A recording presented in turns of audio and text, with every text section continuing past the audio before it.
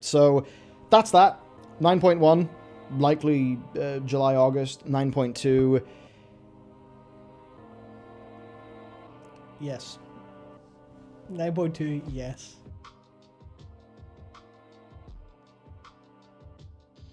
But then you sort of design the game in this frustrating way that's always egging them to keep on going and going and going. All that's going to happen is you're going to make people feel bad about their purchase. Yeah. It was either Leon or Dakar in I can't remember what bit of recent news this was about, but they said in the Discord general channel, just breaking Blizzard design system to make players play more makes players play less. And I think that comes down to them again with the justification of the 6-month sub. They're trying to give people game time, not necessarily value. So I think they may conflate the two. It's like justified time in game versus the amount of time you spend actually, game time versus, yay, fun, happy, I'm enjoying this really well, I'm really happy to go in there time. I think that's fundamentally what's wrong. I think they've got very lost in their numbers and have, I don't want to say they've forgotten about the player experience, but I think that the day-to-day problems that they have to solve for their work and incentives that they have further separated them from the player's experience. I feel like when I look at World of Warcraft, I get a very academic game design, a very by the numbers, a very what you would expect. That, throw systems designers at a problem, and this is the sorts of things they'll do. Whereas there's a bit of a sort of use the force, Luke. Of just throwing a bunch of that away and thinking purely in player experience, that they just lose, I think. And that's kind of where those issues arise. Now, for me, what all of this means is for patch 9.1, I've not made myself sick of World of Warcraft stuff. Just about every time I've logged in, I've had a fun time. I'm willing to enjoy just about anything they throw at me, if I look at it and think that it's good. But I'm now very aware, the more that I look at the feedback of our viewers and a bunch of other people, that that's just not the case for a lot of people. Yeah, it's like I'm a very clued in player who's fully aware of what their design's trying to do and what it does, and I'm still willingly engaging with the game. But turns out my engagement of the game is doing laps around Elysian Hold for 30 minutes before going, no, I'll just not. I'll just not. I don't. There's nothing interesting I really want to do. That's despite me being completely aware of it. So what's it like for players who aren't trying to engage with how the game's designed in their head and are logging in with the same thing? But because obviously it's tempered in me because I'm looking at them going, you sneaky bastards, I know what you're up to. I'm going to entertain you a little bit. But how frustrating must that be for people who don't understand why they're so annoyed all the time and why there's nothing to do? I think that's where you're seeing a lot of that community anger is just, please, can you let us play your goddamn game in a way we want to, please? Yeah. Whereas for me, I have a very keen sense of what I do and don't want to do. And therefore I've been able to, it's like everybody else is sitting down for the set menu at this restaurant because we have to do a food analogy in every stream. And, I'm just some sneaky little goblin in the corner being like, I'll take that, I'll take that, I'll take that. And cool, I'm gone. Whereas a bunch of other people are just they're forcing themselves through a set menu they don't enjoy. And I'm like, sweet, I had that course, and that course. They were awesome. I'll come back next month. And I guess that's what's, that's kind of what's going on. So we're iffy about patch 9.1. Whenever Towley said that there are Blizzard devs or Blizzard people that are worried that 9.1 will be so late that people won't care about it.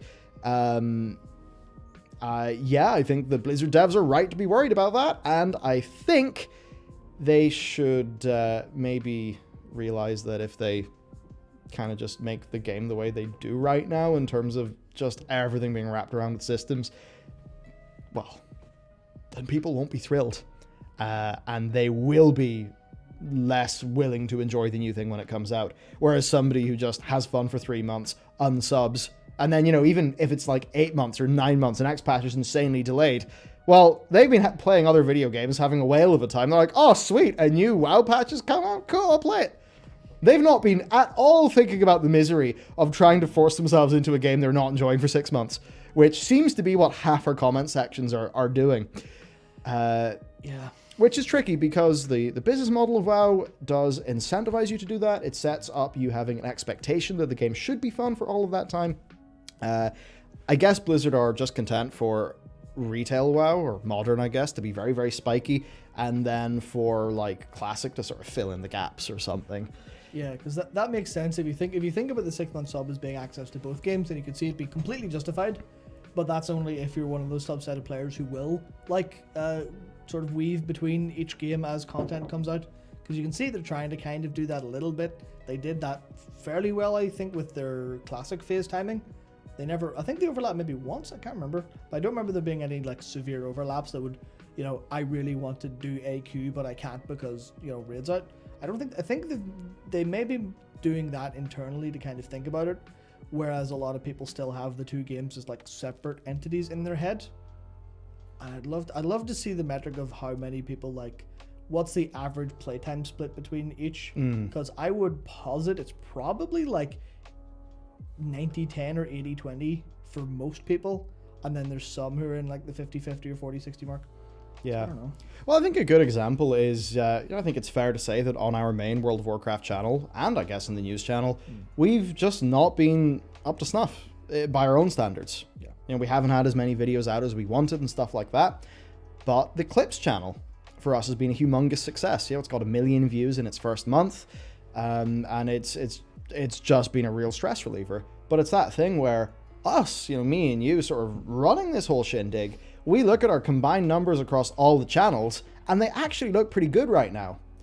Even though, what me and Matt basically did today was be sad and frustrated and feel a little bit lost as we're trying to fix a bunch of issues that we see in those two channels,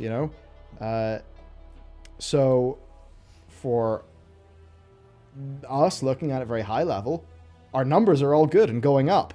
But for a bunch of viewers, if you just want to watch our main World of Warcraft channel, you're probably going to be thinking, where are the videos? What is going on? So that's in a way, I can sort of empathize with Blizzard through our own experience there, where they can see all the numbers going well, but still have, specific little bits of that audience be unhappy. So I imagine that's kind of what's going on. Anyway, right. So that's that. 9.1, likely July, August. 9.2. Yes. 9.2, yes. Eventually. Better late than never. Better late than never. Yes. 9.2, hopefully is big. It's either, a decently quick follow-up and a reasonable patch, or late and big. Yeah. I think those are the two strategies. May as well commit to one and do it right.